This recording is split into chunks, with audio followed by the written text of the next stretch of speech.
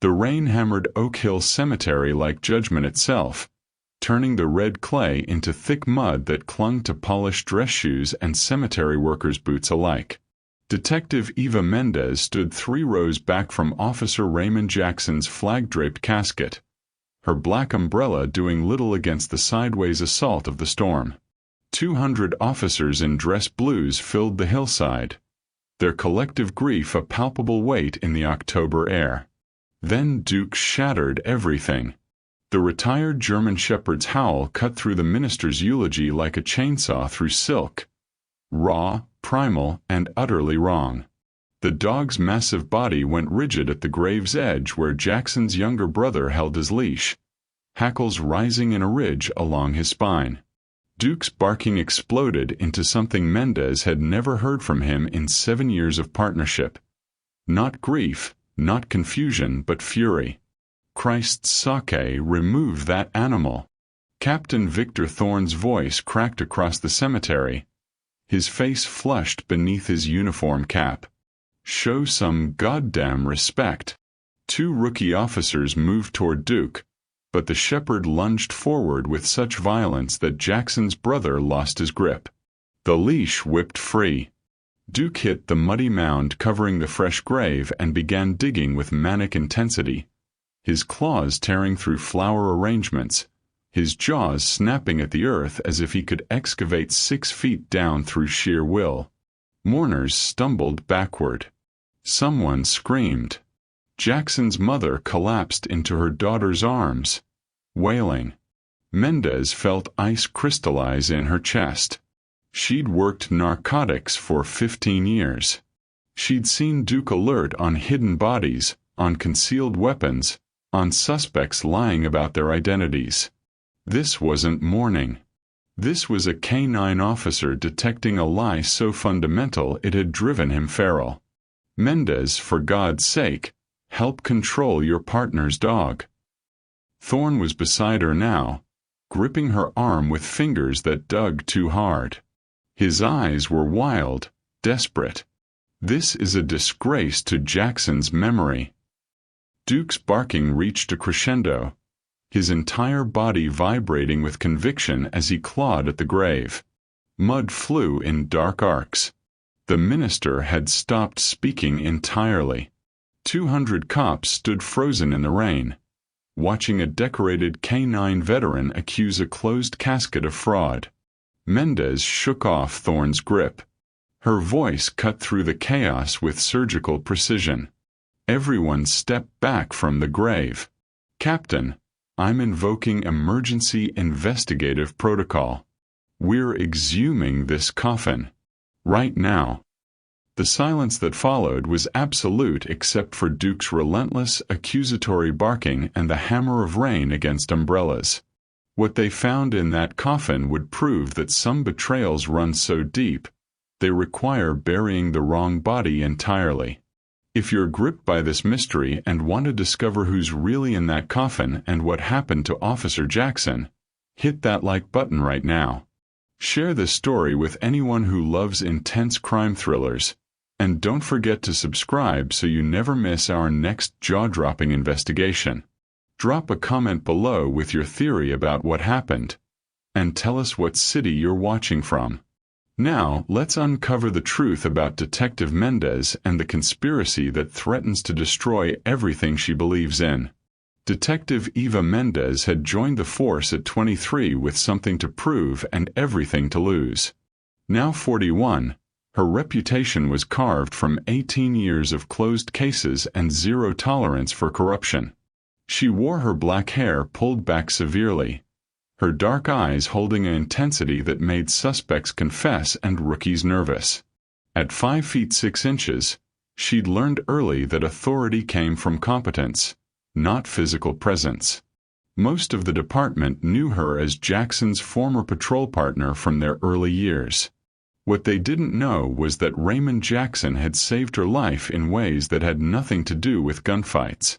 12 years ago, Mendez's teenage daughter Sophia had vanished for 3 days, taken by her abusive ex-husband during a custody dispute gone violent. The official response had been measured, procedural, bound by jurisdictional red tape. Jackson had ignored all of it.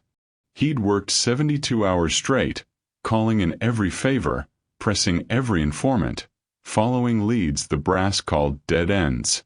He'd found Sophia in a motel across state lines, dehydrated but alive.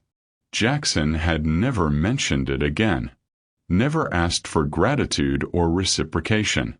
That was who he was. Officer Raymond Jackson, 39 years old, had been the department's golden boy, the cop other cops wanted to become. 6'1" with an athletic build maintained through obsessive morning runs. His easy smile and genuine warmth made him beloved by the community. He'd grown up in the projects on the East Side, joined the Marines at 18, served 2 tours in Afghanistan, then come home to serve the neighborhood that raised him. His partnership with Duke had been legendary. The German Shepherd had been rescued from a fighting ring 7 years ago. Scarred, traumatized, deemed too aggressive for adoption. Jackson had spent 6 months rehabilitating him, then another year training him for narcotics detection. They'd become an unstoppable team, credited with taking down 3 major distribution networks. When Jackson made detective 3 years ago, Duke officially retired from active duty. But the bond remained absolute. Duke lived with Jackson and his wife Carmen, sleeping at the foot of their bed, accompanying Jackson on morning runs, waiting by the door every evening until his partner came home. Until the ambush. The official report stated that Officer Raymond Jackson had been killed during a coordinated assault on a drug warehouse raid in the industrial district. Tactical entry had been compromised. Cartel enforcers were waiting. Jackson had taken multiple rounds covering his team's retreat. His body had been recovered 4 hours later from the burning warehouse, identified by his badge number and DNA from personal effects. Clean. Heroic. Closed. But Captain Victor Thorne's reaction to the raid had struck Mendez as wrong from the beginning. Thorne had organized the operation, selected the entry team, controlled the intelligence. When Jackson died, Thorne's grief seemed performative. Too loud, too insistent on moving forward quickly. He'd rushed the autopsy, pushed for immediate burial, cited the family's wishes though Carmen Jackson had barely been able to speak. Thorne, 52, had climbed the ranks through political acumen rather than street credibility. Impeccably groomed, silver-haired, always camera-ready, he'd positioned himself as the department's public face while Jackson did the actual work. Rumor said Thorne had his eye on the chief's chair. Rumor also said he had expensive tastes and mysterious income. Carmen Jackson, Jackson's wife of 8 years, was a trauma nurse at County General. Strong, practical, deeply private. At the funeral, she'd stood like carved stone, her face a mask of controlled devastation. But when Duke started barking, something had flickered in her expression. Not shock. Recognition. The city itself had changed in ways that made Jackson's death feel like more than random violence. What had been a working-class industrial town was now a battleground between gentrification and decay. The old port district had become a critical trafficking corridor. Word on the street was that someone inside the department was providing protection for the cartel's distribution network. Someone high enough to control raids, bury investigations, eliminate threats. Jackson had been investigating that mole. He'd told Mendez 2 weeks before his death that he was close to identifying the Janus, the two-faced betrayer watching from within. He'd promised to bring her evidence within days. Instead, he'd been sent into an ambush that felt surgical in its execution. Now, standing in the rain at Oak Hill Cemetery with Duke tearing at the earth and 200 cops watching her challenge a captain's direct order, Mendez understood with cold certainty that she was about to uncover something that powerful people had killed to keep buried. She pulled out her phone and called the district attorney's emergency line. "This is Detective Eva Mendez. Badge 2847. I'm requesting an immediate exhumation order for the body currently interred at Oak Hill Cemetery under the name Officer Raymond Jackson. I have probable cause to believe the remains are not those of the identified deceased. Thorne's face went white. Mendez, you're making a catastrophic mistake. The mistake, Mendez said quietly, her eyes never leaving Duke's desperate digging, was thinking we wouldn't notice. That dog loved his partner more than life itself. He's not saying goodbye, Captain. He's calling us liars. The rain continued to fall as the machinery of truth, slow, bureaucratic, and inevitable, began to turn. Mendez had been running the guilt loop for 6 days straight, ever since the call came through dispatch that Jackson was down. She should have been there.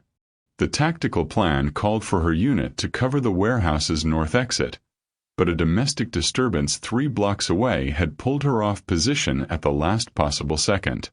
23 minutes.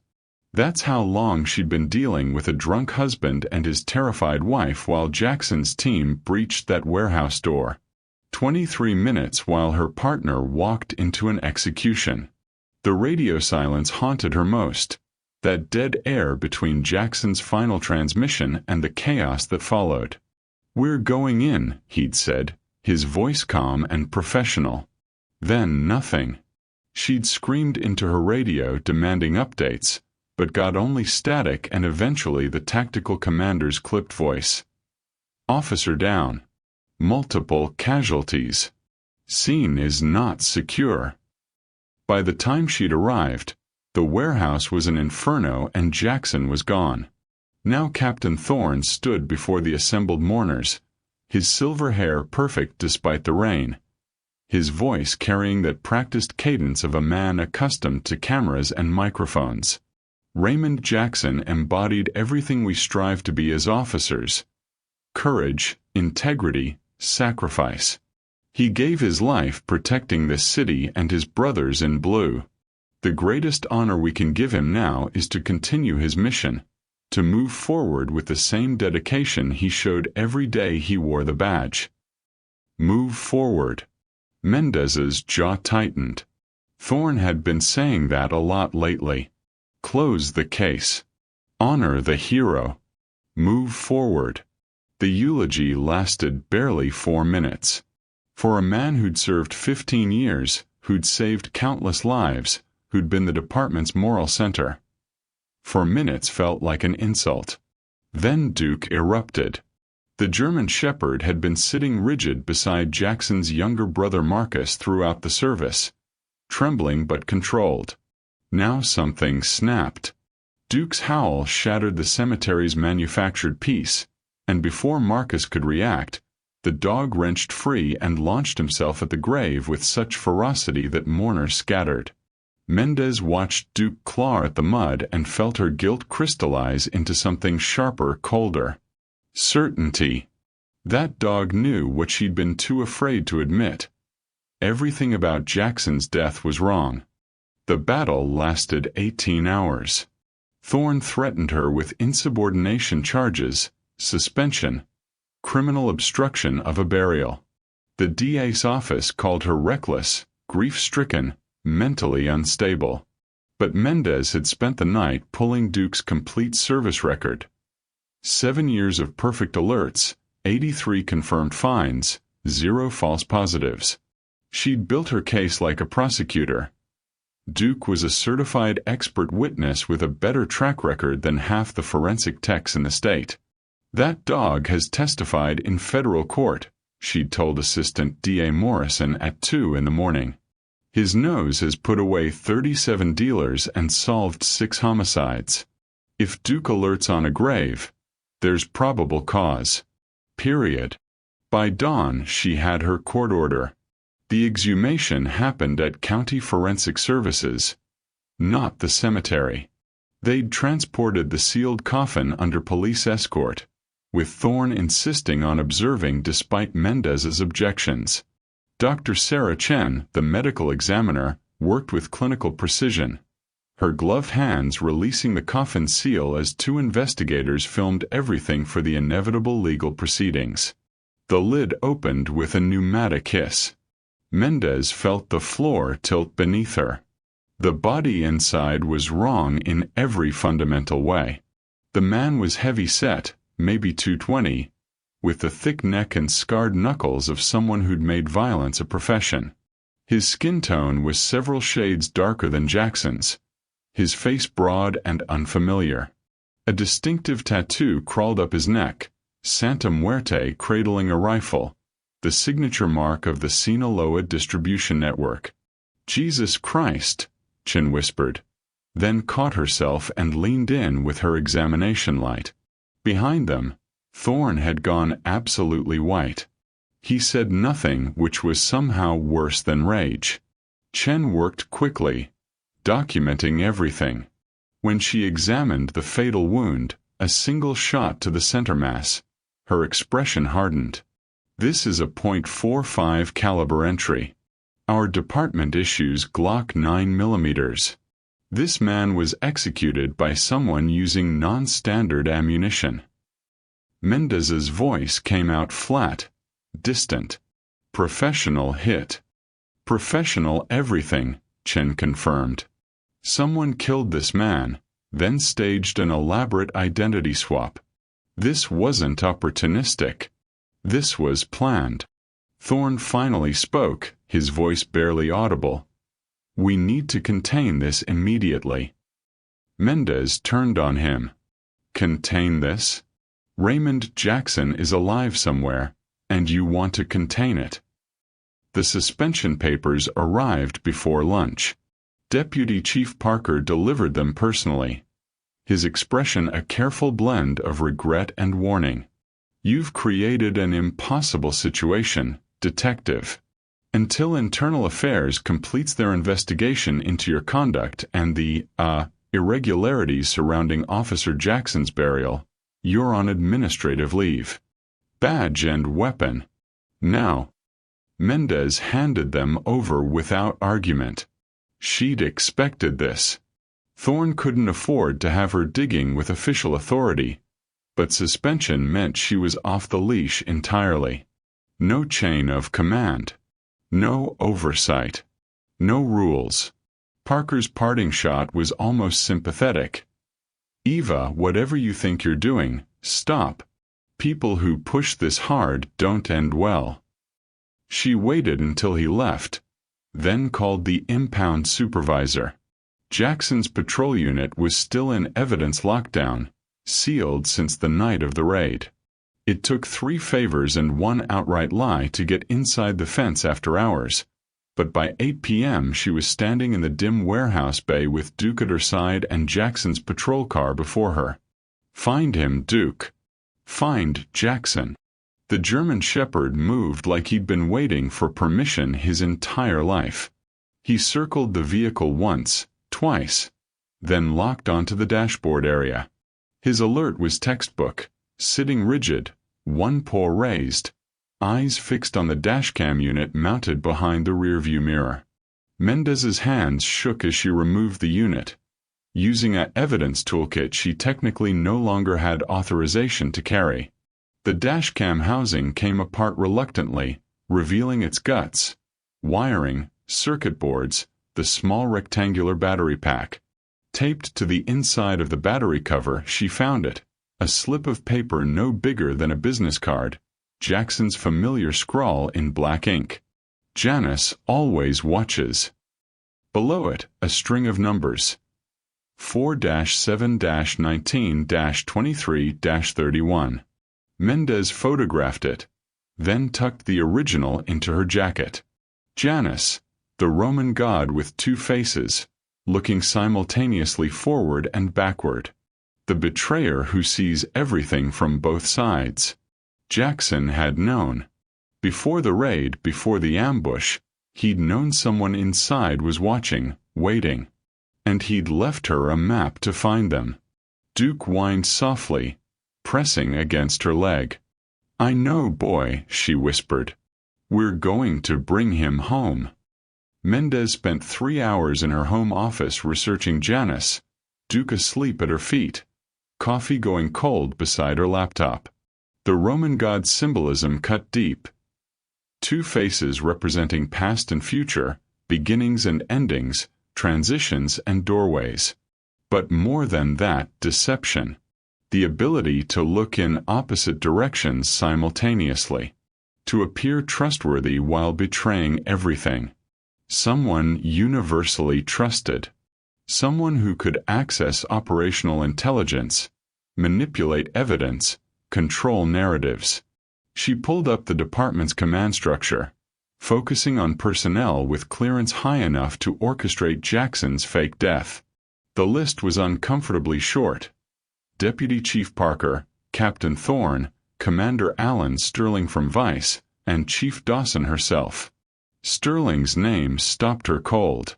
Commander Alan Sterling was departmental royalty. 28 years on the force, decorated veteran, architect of the city's most successful anti-trafficking initiatives. His reputation was spotless. Beloved by his officers, respected by the community. Frequently mentioned as the next chief when Dawson retired. His alibi for the night of Jackson's ambush was documented in triplicate. Attending a law enforcement conference in Atlanta, keynote speaker, 200 witnesses. Perfect. Too perfect.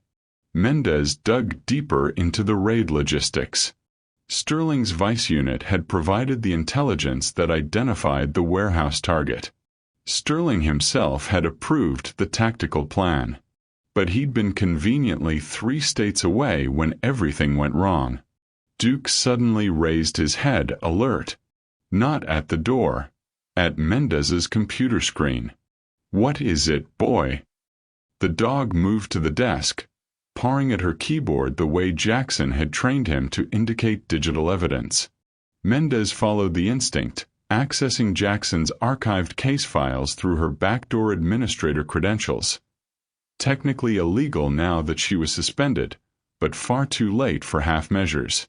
Jackson's last server access was time-stamped 2 hours before the raid. He'd been reviewing financial records tied to the warehouse's shell corporation. The search history showed multiple queries into a Panamanian holding company called Bifrons Limited. Bifrons, another name for Janice. The wire transfer logs showed $2 million moving through Bifron's accounts in the week before Jackson died. The receiving bank was flagged in DEA databases as cartel adjacent. The final access log made her blood freeze. Sterling, Allen, Commander, Vice unit had reviewed the same files 30 minutes after Jackson. Deleted them 20 minutes later. He'd known Jackson was onto him. And he'd sent him into that warehouse anyway. Thorne's call came at 2 a.m., his voice stripped of all its usual authority. "Mendez. We need to meet." "No." "Alone." They sat in his car in a deserted grocery store parking lot. Thorne gripping the steering wheel like it was the only thing keeping him upright. His perfect silver hair was disheveled. His tie loosened. He looked 10 years older than he had at the funeral. "They're setting you up," he said without preamble. "I got word tonight. Someone tried to plant surveillance equipment in your apartment. Illegal wiretaps, the kind that'll get you 5 years federal. Building maintenance caught them, thought they were burglars." Mendez kept her hand near her concealed backup weapon. "Who's they, Captain?" "I don't know." The words burst out of him, desperate.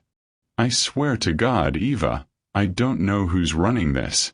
But they own me. They've owned me for 2 years." The story spilled out in fragments. Gambling debts, then photos of Thorne with his mistress, then threats against his daughter at college. Small favors at first. Delay a warrant, lose an evidence log, reassign an investigator. Then bigger asks. Like rushing Jackson's burial. Like suspending Mendez. "You're not Janice," Mendez said quietly. "You're just another victim." I'm a coward, Thorne corrected, his voice breaking. Jackson was getting close, and I helped them kill him. I have to live with that. Then help me bring him home. Thorne pulled out his phone with shaking hands. They contact me through a burner app. Encrypted messages. But I saved the metadata location pings from their last transmission. He handed her a printed map with a red circle marked on it. Industrial area, east side, near the abandoned processing plants. The kind of neighborhood where screams went unnoticed and nobody called the cops. Mendez studied the coordinates, then met Thorne's eyes. If you're lying to me, I'm not. He looked broken, hollowed out.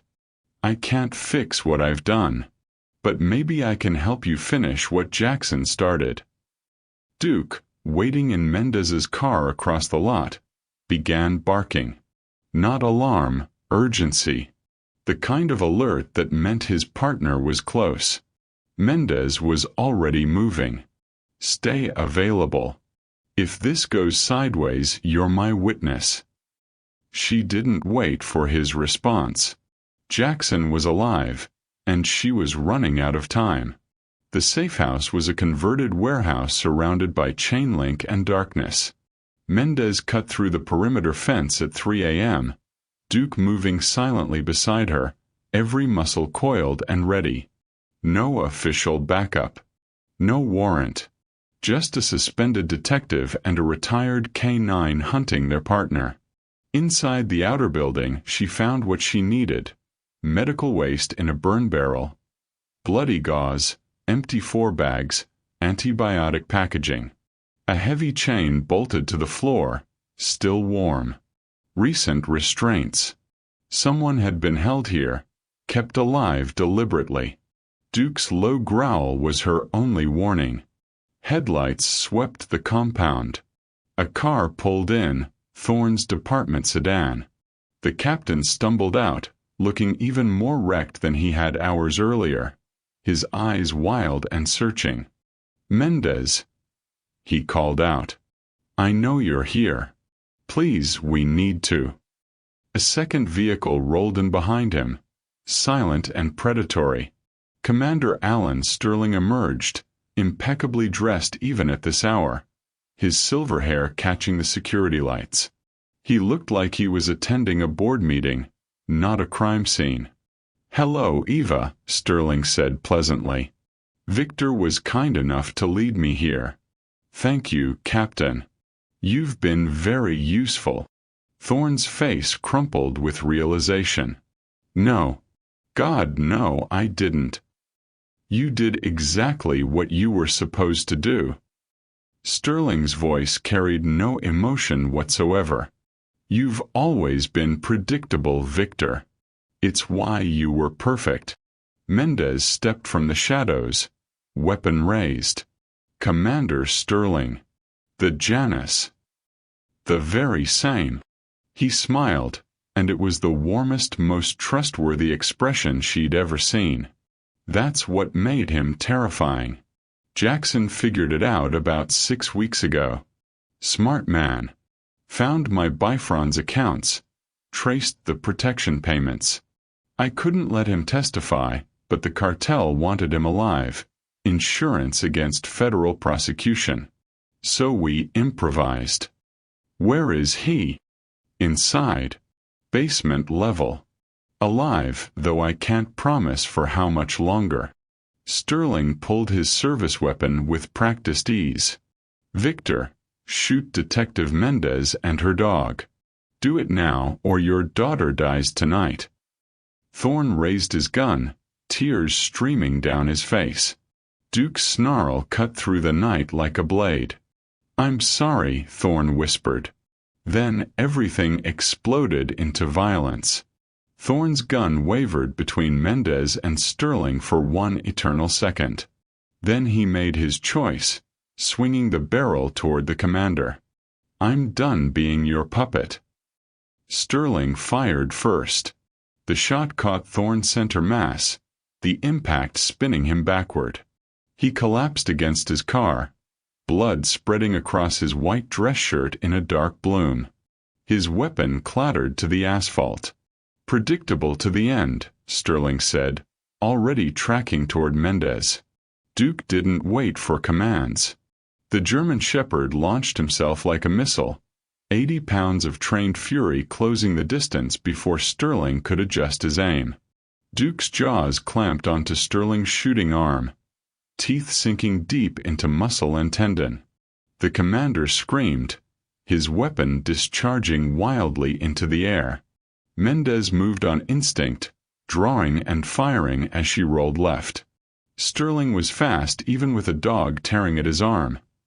He wrenched partially free and got off a shot that caught Mendez high in the left shoulder, spinning her halfway around. The pain was white-hot and immediate, but she'd been shot before. Pain was just information. She fired twice more. Her first shot went wide. The second caught Sterling in the thigh, shattering his femur.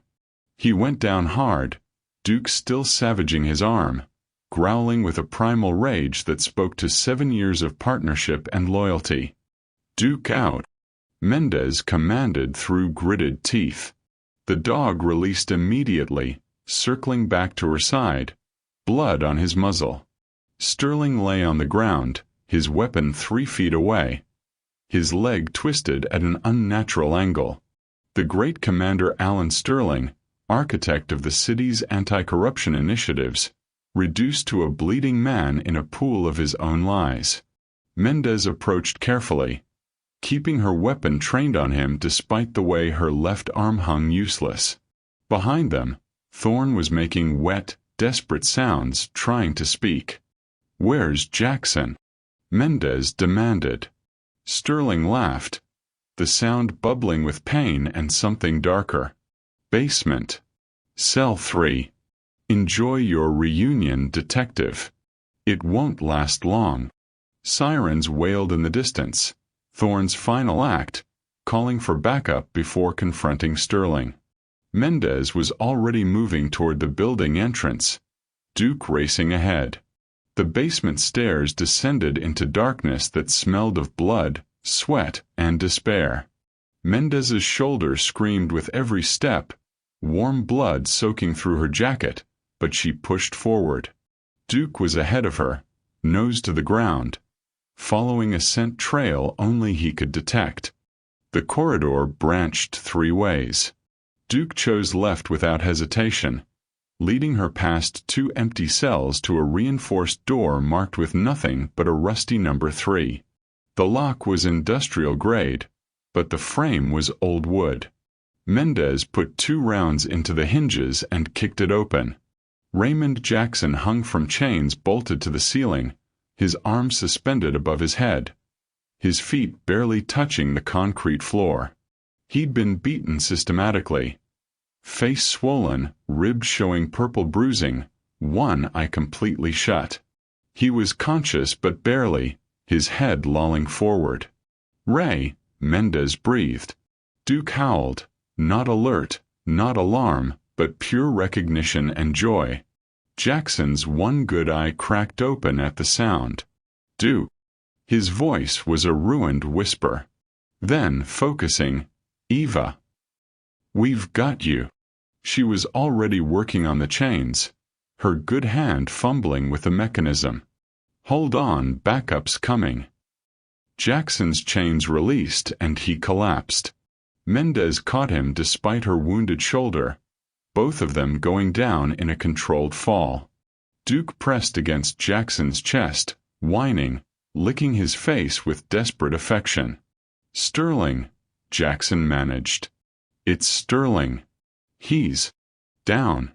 We got him." Mendez cradled his head. "It's over, Ray. You're coming home." The basement flooded with tactical teams 90 seconds later, medics right behind them. They loaded Jackson onto a stretcher while a paramedic tried to address Mendez's shoulder. She shook him off, following Jackson's gurney up the stairs. Outside, the scene was organized chaos. Sterling was in custody, screaming about his rights while medics worked to stabilize his leg. Thorne lay under a yellow tarp, his final call to dispatch still playing through someone's radio. Officer needs help. Multiple suspects. Send everyone. He died calling for backup he knew would save Mendez, not himself. Jackson was loaded into an ambulance, Duke jumping in beside him without permission. Mendez climbed in after them, finally letting someone address her wound. The doors closed. The sirens wailed. They were going home. 6 weeks after the safe house, Mendez stood in the department's main assembly hall wearing her dress uniform and a medal she never wanted. Chief Dawson pinned the Medal of Valor to her chest while cameras flashed and the assembled officers applauded. The official narrative called her a hero. The truth was messy. Suspension violations, unauthorized investigations, multiple policy breaches that would have ended most careers. But she'd been right. And in law enforcement, being right covered a multitude of sins. Duke sat beside her throughout the ceremony, his own commendation, a K9 service recognition, hanging from his collar. He'd officially retired the day Jackson was rescued and now lived in Mendez's guest room, sleeping across the doorway like he was still on guard duty. Some habits die hard. The real visit came later that afternoon, away from cameras and speeches. County General Hospital, 3rd floor, private room with an FBI agent stationed outside. Jackson sat propped up in bed, still too thin but clear-eyed and alive. His ribs were taped, his face mostly healed except for a scar along his jaw that would never fade. 2 federal prosecutors occupied the corner chairs, recording his testimony about Sterling's operation. Names, dates, wire transfers that would dismantle the entire network. Mendez waited until they took a break, then knocked softly. Duke pushed past her the moment the door opened, tail wagging so hard his entire body shook. Jackson's face transformed, the careful witness mask dropping away as he reached down to embrace his partner. "Hey boy. I missed you too."